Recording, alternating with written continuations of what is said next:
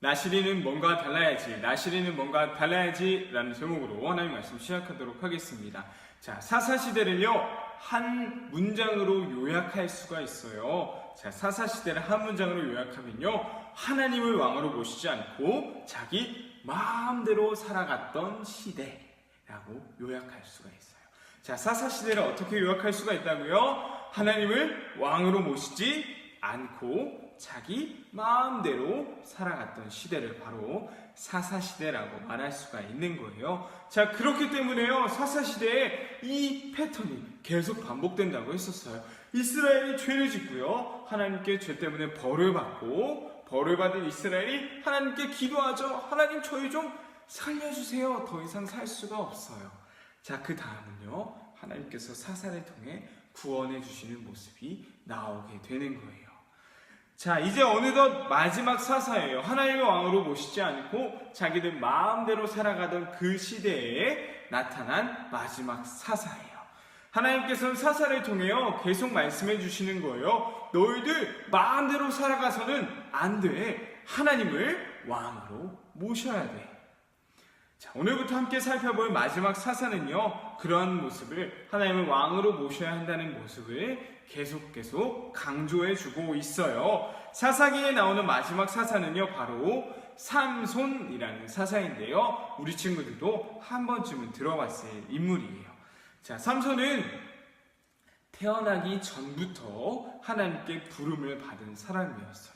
자, 그 부름받은 그 모습을 통해서 정말 시작하는 사사로서 시작하는 그 첫 번째 모습부터요, 이스라엘 백성들에게 계속 말해주고 있는 거예요. 하나님을 왕으로 모셔야 돼. 자, 삼손은요, 태어나기 전부터 하나님께 특별한 부르심을 받게 되었는데요, 바로 나실인으로서 하나님께 부름을 받게 되었어요. 자, 그럼 나실인이란 무엇일까요? 나실인은요, 나를 하나님께 드리기로 특별히 약속한 사람을 말하는 거예요. 자, 나실인은 나의 삶을 하나님께 드리기로 특별히 약속한 사람을 말하는 거예요.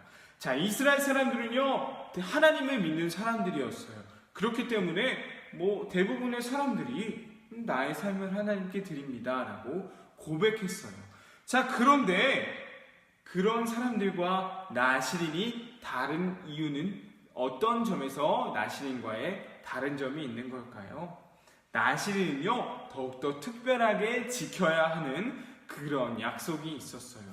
나실인이 지켜야 하는 특별한 약속은 세 가지가 있는데요, 포도주나 독주를 절대 마시지 말 것, 두 번째, 머리를 자르지 말 것, 세 번째, 죽은 시체와 가까이 하지 말 것. 이 세 가지의 규칙은요, 꼭 지켜야만 했어요. 자, 다시 한번 이 세 가지, 보통 사람들과 특별히 구별되어지게 꼭 지켜야 하는, 나실인이 지켜야 하는 세 가지 규칙: 포도주나 독주를 마시면 안 되고요, 머리를 자르면 안 되고요, 세 번째, 죽은 시체와 가까이 하면 안 되는 규칙이 있었어요.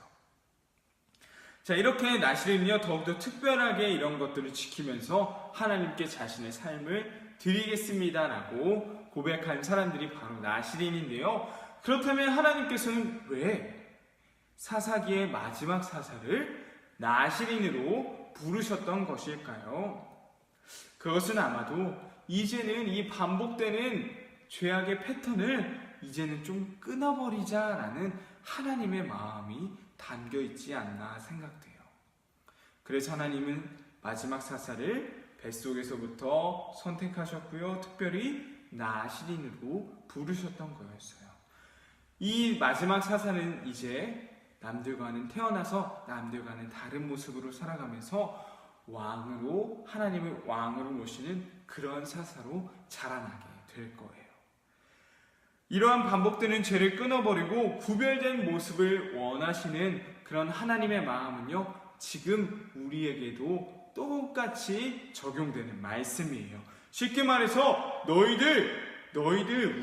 우리도 2018년을 살아가는 한 사람의 나실인이 되라는 하나님의 말씀인 거죠. 하나님께서 우리를 특별하게 선택하셨고요, 선택받은 우리는 특별한 삶을 꼭 살아내야만 하는 의무가 있는 거예요. 자, 우리 친구들에게 질문해 볼게요. 우리 친구들은 남들과는 다른 구별된 모습으로 살아가고 있나요? 쉽게 말해서 예수님 믿지 않는 친구와 조금은 다른 모습으로 살아가고 있나요?